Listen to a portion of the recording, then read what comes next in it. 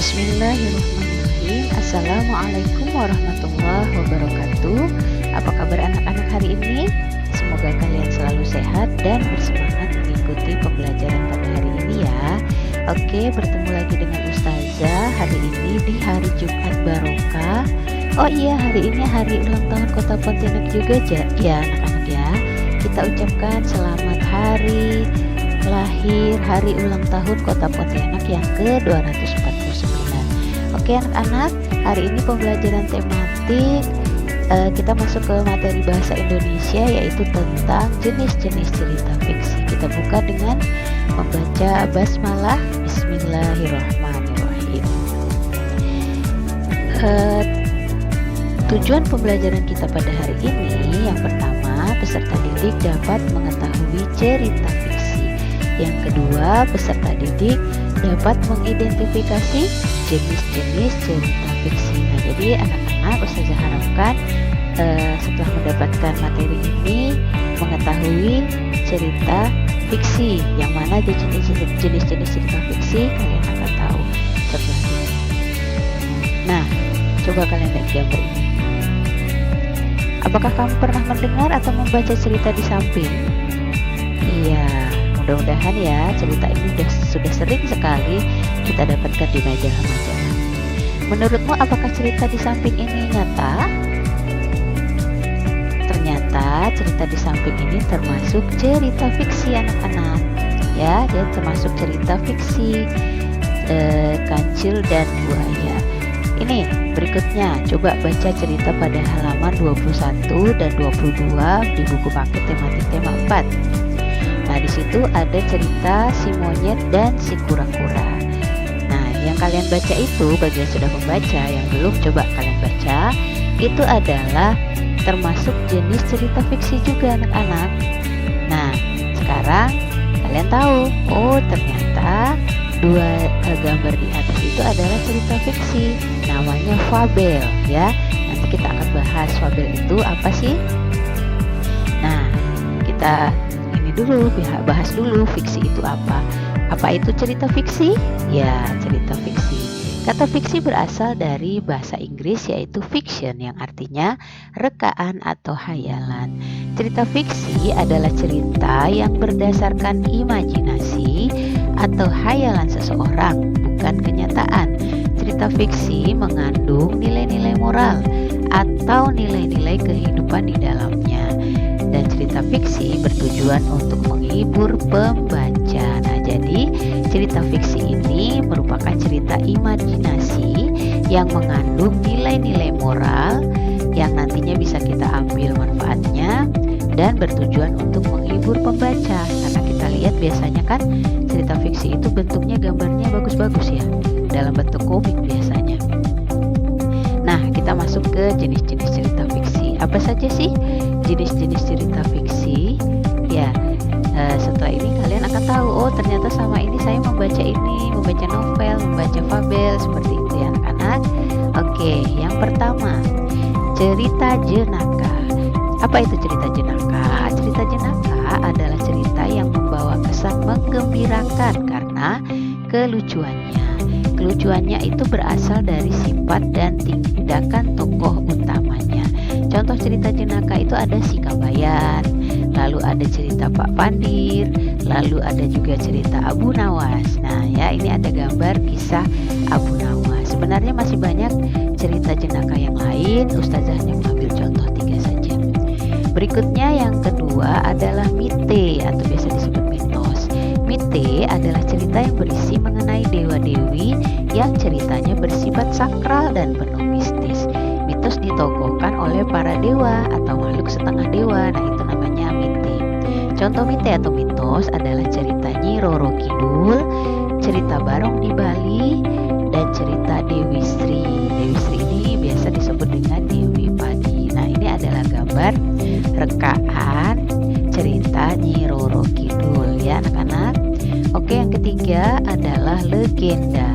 Legenda adalah sebuah cerita yang berisi tentang asal-usul terjadinya suatu tempat. Contoh legenda adalah cerita Malin Kundang. Oh, kalian pasti sudah tidak asing dengan cerita ini ya.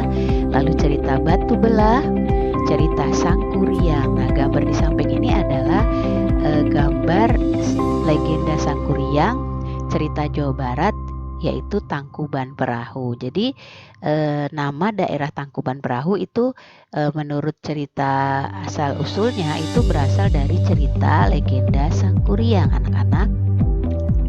Berikutnya yang keempat adalah dongeng. Dongeng adalah cerita yang tidak benar-benar terjadi. Contoh dongeng itu adalah Putri Tidur, Aladin dan Lampu Ajaib, Putri Salju dan Tujuh Kurcaci, Cinderella. Nah, ini biasanya cerita pengantar tidur anak-anak. Nah, ini adalah gambar Aladin dan Lampu Ajaib. Berikutnya adalah fabel. Nah, ini dia fabel ya anak-anak. Fabel adalah cerita tak nyata yang mengisahkan kehidupan hewan yang berperilaku menyerupai manusia. Contoh fabel adalah angsa dan telur emas, beruang dan lebah, kancil dan buaya, kelinci dan kura-kura. Nah, gambar ini adalah gambar cerita kancil dan kura-kura. Ya, sudah tahu sekarang ya fabel. Nah, berikutnya sage. Sage adalah cerita yang berhubungan dengan sejarah serta menceritakan keberanian, kepahlawanan, kesaktian, dan kejadian seseorang. Contoh sage itu adalah Ciung Wanara. Lalu ada lagi contoh yang lain yaitu Damar Wulan. Lalu cerita Roro Jonggrang itu adalah termasuk sage juga ya. Cerita Roro Jonggrang kalian tahu kan? Cerita candi, bagaimana terbentuknya candi. Nah, berikutnya cerita pendek atau cerpen. Cerpen adalah jenis karya sastra dengan jalan cerita kurang dari 1000 kata. Merupakan cerita dengan plot dan tema yang kompleks, karakter yang banyak, dan setting cerita yang beragam. Nah, nanti akan kita bahas di pertemuan berikutnya tentang plot, tentang karakter, setting itu ya. Nah, hari ini Ustazah hanya menjelaskan tentang jenis-jenis cerita fiksi saja. Nah, adapun contoh cerita pendek itu adalah cerita cerpen persahabatan, cerpen kekeluargaan, cerpen anak sekolahan, dan cerpen-cerpen yang lain. Biasanya cerpen ini hanya 1 halaman di majalah biasanya. Nah, ini adalah contoh cerpen Kejutan untuk Nadia. Nah, itu berisi 1 halaman cerita ya. Ceritanya hanya 1 halaman. Beda dengan cerita bersambung. Kalau cerita bersambung itu biasanya di akhir ada tulisan bersambung, dan kalau selesai itu nanti tulisannya tamat seperti itu. Nah, kalau cerita bersambung itu lebih panjang ceritanya ya. Nah, oke, ini adalah contoh cerita cerpen. Nah, berikutnya apa? Nah, yang terakhir ini adalah novel. Novel adalah cerita dengan alur yang panjang, bersifat imajinatif. Imajinatif itu berdasarkan imajinasi, mengandung rangkaian cerita kehidupan seseorang dengan orang-orang di sekelilingnya yang menonjolkan watak dan sifat setiap perilaku. Nah, jadi orang-orang yang ada di sekitar tokoh utama itu juga diceritakan. Nah, terkait tokoh dan penokohan juga nanti akan Ustazah jelaskan di pertemuan berikutnya ya anak-anak. Nah, adanya konflik yang dapat menyebabkan perubahan nasib bagi para pelakunya itu biasanya terjadi di dalam cerita tersebut. Nah, contoh novel itu adalah Bumi Manusia, lalu novel Laskar Pelangi. Nah, itu adalah novel, kalian mungkin ada yang sudah baca ya, atau ada yang punya bukunya. Novel Harry Potter. Nah, novel Harry Potter ini juga sudah sampai difilmkan ya, termasuk Laskar Pelangi juga sudah difilmkan, ada filmnya. Nah, ini adalah buku novel Laskar Pelangi ya. Kalian yang sudah punya mungkin sudah baca ya ceritanya. Memang di situ menceritakan tokoh utama dan orang-orang di sekelilingnya yang juga diceritakan ya. Di situ ada konflik yang pada akhirnya akan menyebabkan perubahan nasib para pelakunya. Nah, anak-anak, jadi ini ya jenis-jenis novel yang bisa kalian dapatkan. Kalian tahu jadinya yang mana novel, yang mana sage, yang mana cerpen, yang mana fabel ya. Harapannya adalah kita dapat mengambil hikmah dari cerita yang kita baca. Banyak nilai positif yang dijadikan cermin bagi kehidupan kita. Itu sebabnya kalian harus banyak membaca. Mengapa? Karena banyak membaca itu sangatlah penting.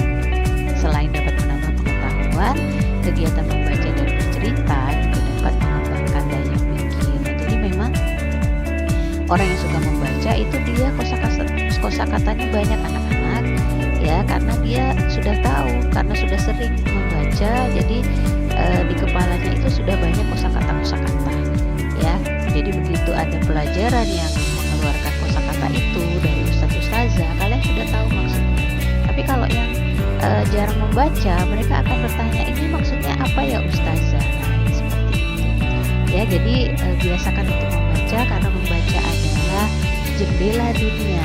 Jadi kalau kita memiliki pemahaman yang luas tentang ilmu, nah banyaklah membaca. Yuk, marilah kita banyak membaca. Sekarang pertanyaannya, apakah kalian suka membaca dan bercerita di rumah? Nah, ya, mudah-mudahan kalian termasuk anak-anak ustazah yang suka membaca dan bercerita. Oh iya, termasuk mengapa ada program berkisah di setiap hari Rabu. Itu maksud ustazah adalah agar kalian jadi suka membaca, anak-anak. Mungkin ada yang ternyata pandai berkisah. Ya, ustazah juga ternyata sudah menemukan ada beberapa anak yang ternyata pandai berkisah. Nah, itu nanti bisa jadi duta baca nanti di kelas ya anak-anak. Nah, jadi mungkin ini ya yang bisa ustazah sampaikan terkait materi jenis-jenis cerita fiksi. Mudah-mudahan ada manfaatnya, dan sekali lagi ustazah ingatkan, ayo kita banyak membaca, karena membaca itu adalah gudang ilmu. Jangan malas membaca ya sayang ya. Oke, ini saja dari ustazah. Jazakumullah khairan katsir, semoga ada manfaatnya. Insya Allah kita akan bertemu lagi di pertemuan berikutnya. Kita tutup pembelajaran kita dengan membaca hamdalah alhamdulillahirabbil alamin dan doa kafaratul majelis. Subhanakallahumma wa bihamdika asyhadu an la ilaha illa anta astaghfiruka wa atubu ilaik. Assalamualaikum warahmatullahi wabarakatuh.